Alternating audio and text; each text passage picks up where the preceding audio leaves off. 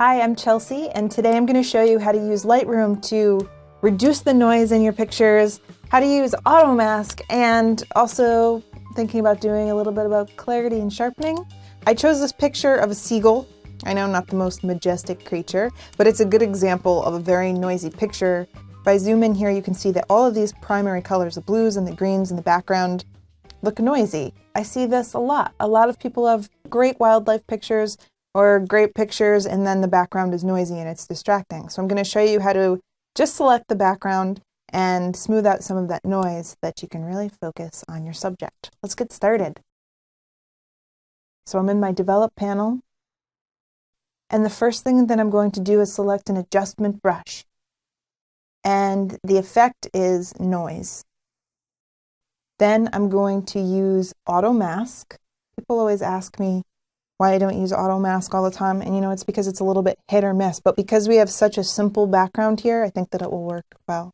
So I'll zoom in and I'm going to reduce the feathering in my brush and make it hard.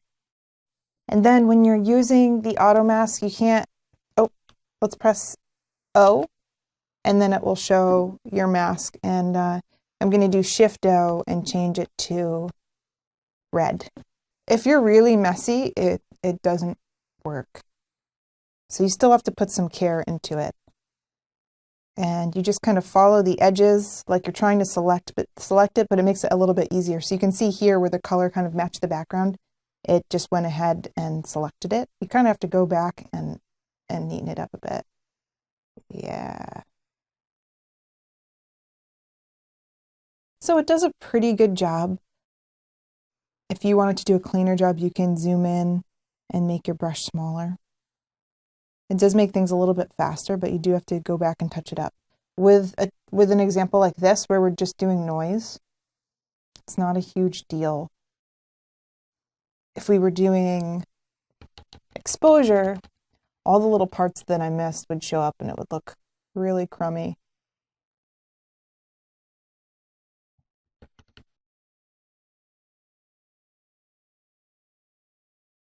It still takes a little bit of patience, but it is a bit faster. And now we can go to the erase brush. And again, I'm going to make this a hard brush, and you can just get the edges here.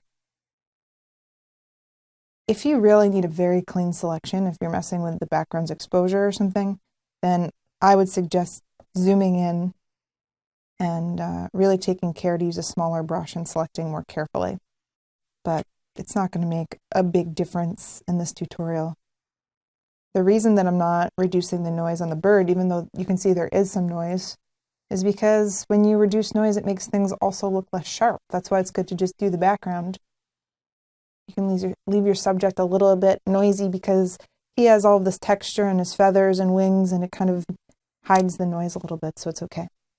So now I'm going to press Control and minus at the top and zoom out and select my brush again. I'm going to turn auto mask off because it can do some kind of funky things, and make my brush bigger. I'm going to do the big areas first.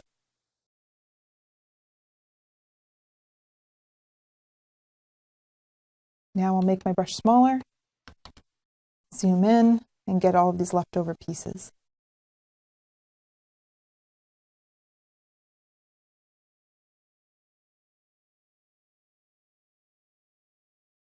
Okay. Now press O, and you can see the noise here. Let's put it all the way up and see the difference that it makes. So you can see that creates more noise. This is what the picture was like before, and this is with less noise. And you can also reduce the sharpness a little bit, and now you have far less noise. Let's do the before and after. So here you can see there's a distracting amount of noise. You're going to actually be able to see this better in your example, because sometimes once the video makes it to YouTube, it's harder to see the difference. But yeah, you can see it looks much better without the noise. So the next thing that a lot of people ask is, well, how do I then add sharpness to my subject? A lot of people make the mistake of just overall using this clarity slider, and I'll show you what happens.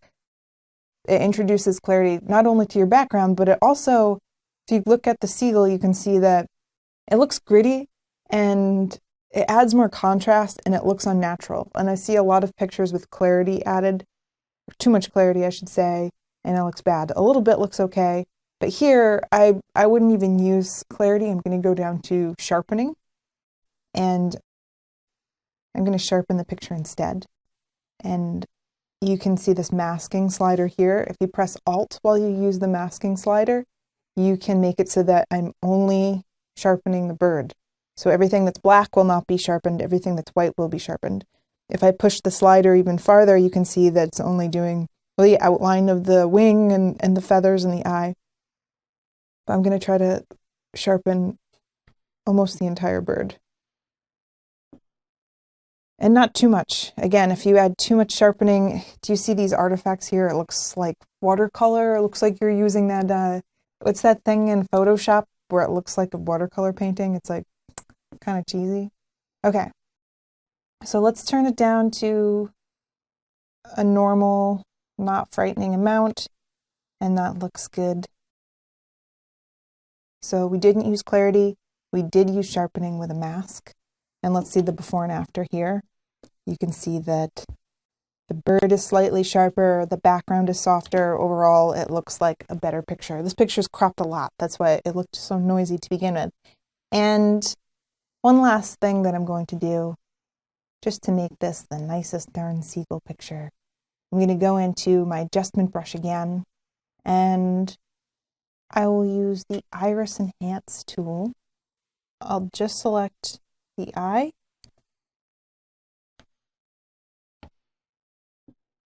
and raise the exposure.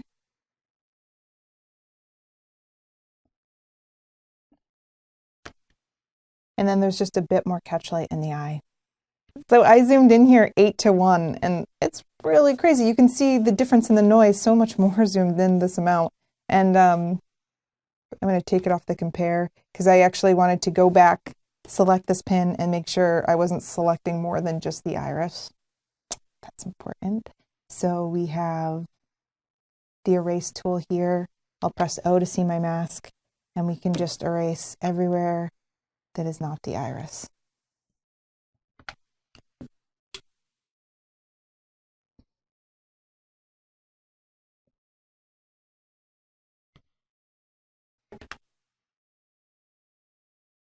So as you can see, overall, I reduced the noise in the picture. I sharpened the subject, and I brought out its eye to make the picture more engaging. And if you think that's great, you're going to be really happy because we have a whole book about Lightroom 6/CC with videos and tips like these that are not on YouTube. You can check that out at stp.io/store. We have a general photography book, the Lightroom book, a buying guide. Thank you.